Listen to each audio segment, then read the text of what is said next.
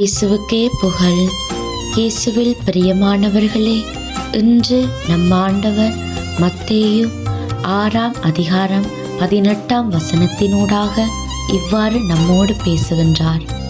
மறைவாய் உள்ளதை காணும் உங்கள் தந்தையும் உங்களுக்கு ஏற்ற கைமாறு அளிப்பார். ஆம் பிரியமானவர்களே, இன்றைய உலகில் இருக்கிற மனுஷர்கள் எல்லாம் தாங்க எந்த அளவுக்கு நல்லவங்கன்னு காட்டுறதுக்காகவே அவங்க செய்கிற ஒவ்வொரு சின்ன சின்ன உதவிகளும் செயல்களும் மற்றவங்க பார்க்கணும், அவங்கள பற்றி நல்ல விதமாக கதைக்கணும் என்பதற்காகவே சில காரியங்களில் ஈடுபடுவாங்க. சில சமயங்களில் நாங்களும் அப்படிதான். நாங்கள் செய்கிற உதவியோ நன்மையோ திரும்பி நமக்கு கிடைக்கும் என்று எதிர்பார்த்து செய்யக்கூடாது. அடுத்தவங்க நல்ல விதமாக கதைக்கணுமென்று நினைச்சும் செய்யக்கூடாது.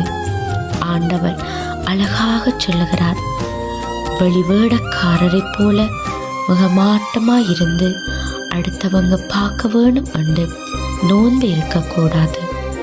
மறைவாயிருக்கிற நம் தகப்பனுக்கு மட்டும் தெரிந்தால் போதும் என்று. பிரியமானவர்களே, விண்ணுலக வாழ்க்கைக்காகத்தான் நாங்கள் சொத்து சேர்க்கணும். பெயர், புகழ், பெருமை எல்லாம் இந்த உலகத்தை சார்ந்தது.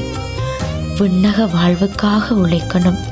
நாங்கள் செய்கிற அனைத்து செயல்களும் நம்மை படைத்தவருக்கு மட்டும் தெரிந்தால் போதும். அதற்கான கைமாறு அவரிடமிருந்து நிச்சயமாக நமக்கு கிடைக்கும். இந்த தவக்காலத்தில் நாங்கள் அநேக காரியங்களில் ஈடுபடுவோம். ஜபம், நோன்பு, ஒருத்தல், தானம் இப்படியான செயல்களெல்லாம் மறைவாய் செய்ய கற்றுக்கொள்வோம். வெளிவேடக்காரரை போல வாழாமல் இயேசு கிறிஸ்துவனுடைய அன்பு சீடத்தியாக வாழ எம்மை ஆயத்தப்படுத்த இந்த தவக்காலம் சிறந்த வாய்ப்பாக அமையட்டும்.